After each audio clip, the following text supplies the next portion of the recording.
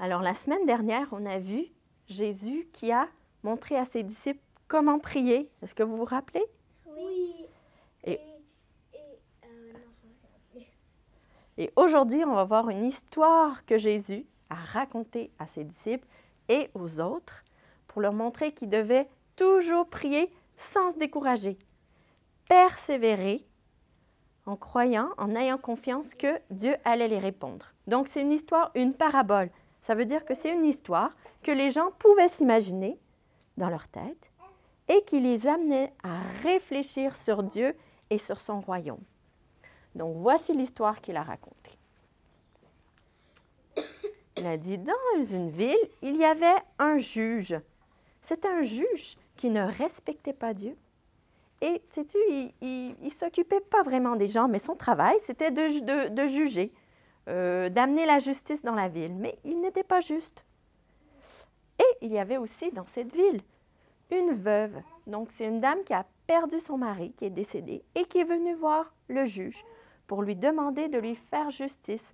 En fait, on ne l'avait pas bien traité, on ne lui avait pas donné qu'est-ce qui lui revenait. Et le juge, lui, il a dit « Ah non, moi, je ne veux pas m'occuper de toi. Va-t'en. » Donc, le lendemain, quand les gens venaient devant le juge pour se faire écouter, cette veuve est revenue. Encore une fois, elle a demandé au juge « S'il vous plaît, juge, faites-moi justice. » Et le juge, lui, encore une fois, « Non, je ne veux pas te faire justice, va-t'en. » Le surlendemain, qu'est-ce qui est arrivé? Cette veuve est revenue. Et puis elle a redemandé au juge « S'il vous plaît, juge, faites-moi justice. » Encore une fois, le juge ne voulait rien savoir. Il ne voulait pas s'occuper d'elle.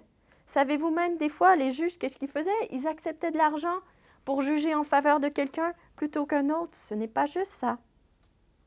Et encore une fois, elle revient devant le juge et elle lui demande de lui faire justice. Et là, le juge, il dit, mais elle me fatigue, cette dame. Je ne suis pas tranquille. Qu'est-ce que je vais faire? Finalement, je vais lui rendre justice juste pour qu'elle arrête de m'embêter. Et puis finalement, il a accepté de lui rendre justice, de faire en sorte qu'elle recevait qu'est-ce qui lui appartenait. Et puis Jésus, il a dit aux disciples et à ceux qui étaient autour, qui écoutaient, « Vous voyez ce juge, il était mauvais, il était injuste, et pourtant il a accepté finalement de faire justice à cette veuve. Mais imaginez comment Dieu, qui est bon et qui est juste, ne va-t-il pas faire justice à ceux qu'il a choisis, qui appellent à lui, qui lui demandent jour et nuit?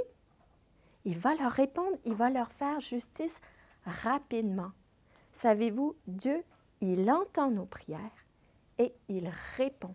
C'est un Dieu qui est bon. Des fois, il répond oui, des fois, il répond non, des fois, il répond attends. Mais on peut savoir que parce qu'il est bon et parce qu'il est juste, il va nous répondre. Et il nous demande de persévérer, ça veut dire de continuer et de ne pas se décourager. Et ça démontre notre foi et la confiance qu'on lui fait.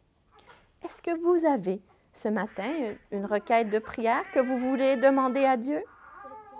Quelque chose que vous voulez demander à Dieu? Non. Ou que peut-être ça fait longtemps que vous demandez à Dieu? Je vais prier. Seigneur Dieu, on veut te dire merci parce que tu réponds à nos prières, tu nous entends. On te loue parce que tu es bon et tu es juste. Et ce matin, je veux te prier pour les prières que peut-être que les enfants ont dans leur cœur, ces prières qu'on demande chaque jour, qu'on y pense, qu'on demande à toi et qu'on attend une réponse. On demande, Seigneur, que tu puisses répondre selon ta bonne volonté. On prie ces choses au nom du Seigneur Jésus. Amen.